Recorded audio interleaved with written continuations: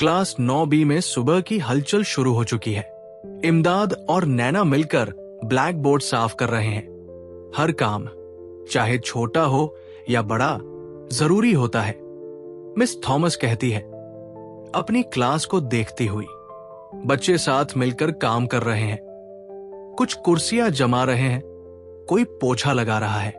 अभी सब कुछ संतुलित लग रहा है। लंच टाइम में इमदाद देखता है कि मीरा दर्द से कराह रही है। उसका चेहरा पीला पड़ गया है। वो चुपचाप सीढ़ियों के पास जाकर अयान को कॉल करता है। उसे ला सकता है क्या? उसकी आवाज धीमी लेकिन बेचैन है। अयान हंस देता है, बात समझ नहीं पाता। इमदाद दोबारा मीरा की तरफ देखता है। फिक्र उसके चेहरे पर साफ झलकती है। अयान लड़कों के कॉमन रूम में बैठा है और जोर जोर से हंस रहा है। तू लड़की को बुला रहा है? डेट है क्या? वो रिहान को टहोकता है, जो हल्का सा मुस्कुरा देता है, लेकिन उसके चेहरे पर झिझक भी है। शायद उसे कुछ समझ में आ रहा है। रिहान को इमदाद की आवाज में फर्क महसूस होता है। ये मजाक नहीं है। वो उठता है और अयान की बात बीच में छोड़कर बाहर निकल जाता है। स्कूल के कॉरिडोर में चलते हुए वो इमदाद और मीरा को देखता है। बस एक छोटा सा सिर हिलाकर कहता है, मैं आता हूं, और गेट की तरफ बढ़ जाता है। फार्मेसी में रिहान वयस्कों की लाइन में खड़ा है। थोड़ी देर हिचकिचाने के बाद वो कहता है, सैनिटरी नैपकिन चाहिए। दुकानदार पहले देखता है, फिर कंधे उचकाकर थैला पकड़ाता है। रिहान उस छोटे से ब्राउन पैकेट को जैसे ट्रॉफी की तरह पकड़कर वापस लौटता है। रिहान लौटता है और चुपचाप मीरा के पास घुटनों के बल बैठकर कहता है, ये लो। मीरा की आंखों में आंसू आ जाते हैं। वो धीरे से सिर हिलाकर पैकेट लेती है। इमदाद पास खड़ा है। उसकी निगाहों में एक चुपचाप सराहना है। बड़ के पेड़ के नीचे मीरा कहती है, मां ने कहा था ऐसा होगा, लेकिन शर्म नहीं करनी चाहिए। इमदाद चुपचाप सुनता है। पहली बार वो बातें सुन रहा है जो उसे कभी सिखाई नहीं गई। घंटी बजती है और बच्चे कैंपस में भर जाते हैं। मीरा और इमदाद अपने रास्ते जाते हैं।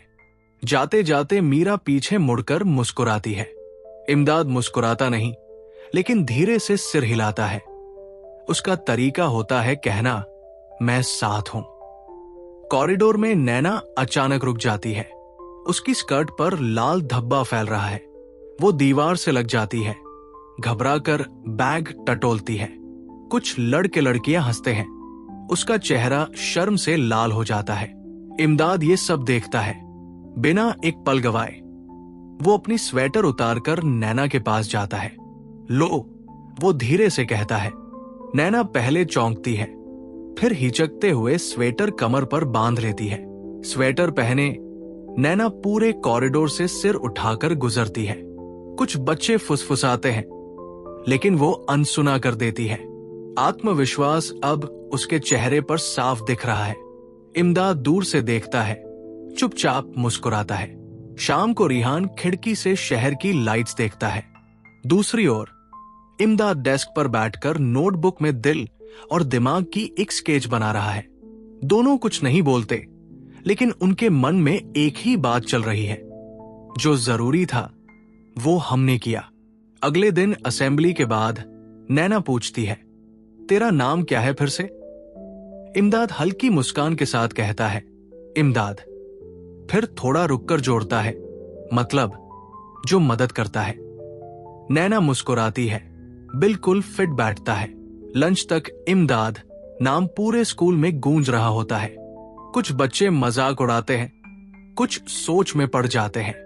अयान एक कोने में खड़ा ये सब देखता है। अब उसे अपने जोक्स उतने फनी नहीं लगते। नई सुबह है। इमदाद क्लास में दाखिल होता है। कुछ बच्चे सिर हिलाकर उसका स्वागत करते हैं। मीरा एक धीमी सी गुड मॉर्निंग कहती है।